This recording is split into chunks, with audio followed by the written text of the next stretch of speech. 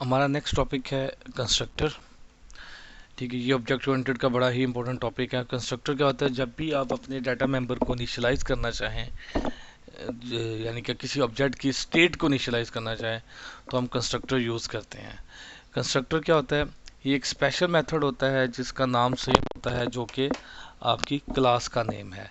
जैसे अगर हम स्टूडेंट की बात करें तो स्टूडेंट में अगर आप कंस्ट्रक्टर बनाना चाहें तो स्टूडेंट का कंस्ट्रक्टर ऐसा ही होगा जैसा कि क्लास का नेम है। ये एक सिंपल फंक्शन होगा।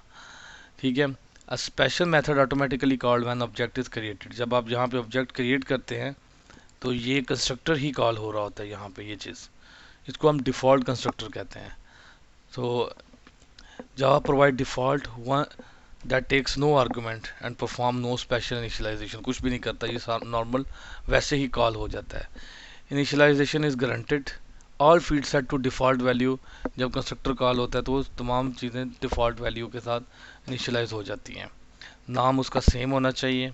ठीक है, तो अभी हम इसको आगे चल के देखते हैं। जैसे ये क्लास का नेम है और आप इसको पैरामीटर भी पास कर सकते हैं, सो वो आपका ओवरलोडेड कंस्ट्रक्टर कहलाएगा। सो अब मैं इसको ज़रा प्रैक्टिकली चीज़ों को बता रहा हूँ आपको। तो मैं अगर यहाँ पे आता हूँ तो मैं कहता हूँ जी स्टूडेंट, पब्लिक स्टूडेंट, तो ये मेरा कंस्ट्रक्टर क्रिएट हो गया है। So if I just right like this system dot out dot println, तो मैं यहाँ पे जस्ट लिखता हूँ कंस्ट्रक्टर कॉल। ठीक है, तो अब मैं अगर इसको रन करता हूँ तो अब ये फंक्शन ऑटोमेटिकली कॉल होगा, रन एज। तो ये देखिए कंस्ट्रक्टर कॉल। तो आप इसके ज़रिए कुछ भी कर सकते हैं। वैल्यू इनिशियलाइज करना चाह रहे हैं, आप कहते हैं जी जैसे ही कंस्ट्रक्टर कॉल होता है जो है रोल नंबर को, आप रोल नंबर को you can set for example 90 set करते हैं रोल नंबर को, तो वो 90 सेट कर देगा। आप जो कोई भी वैल्यू उसमें सेट करवा सकते हैं। सो ऐसे system dot out dot print L N S dot get roll number. तो ये गेटर के थ्रू हम इसकी वैल्यू गेट करेंगे, तो ये आप देख सकते हैं 90 वैल्यू रिटर्न कर रहा है। सो कंस्ट्रक्टर क्या करता है? आप किसी भी अपने एट्रीब्यूट को इनिशियलाइज करने के लिए कंस्ट्रक्टर यूज़ कर सकते हैं। लेकिन याद रखिएगा, अगर आप कंस्ट्रक्टर में आर्गूमेंट पास कर देते हैं, फॉर एग्जांपल मैं कहता हूँ जी रोल नंबर, मैं जो भी इसको पास करूँ इंट रोल नंबर, तो वो इसको पास कर दे this dot roll number is equals to roll number.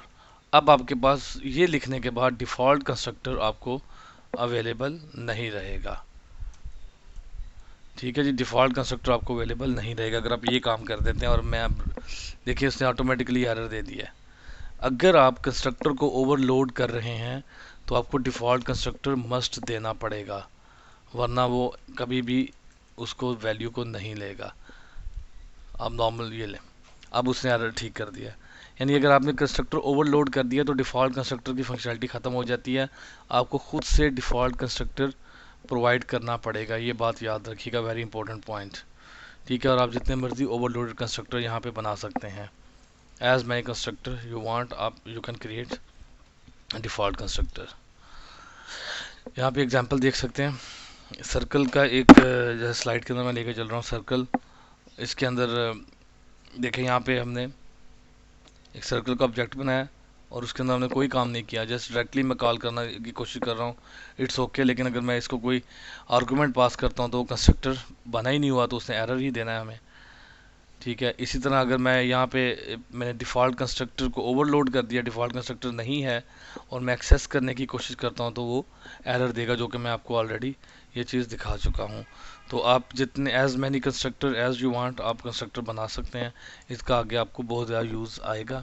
सो आप प्रीवियस कोर्स में देख चुके हैं, हमने विद एग्जांपल्स इसको देखा था।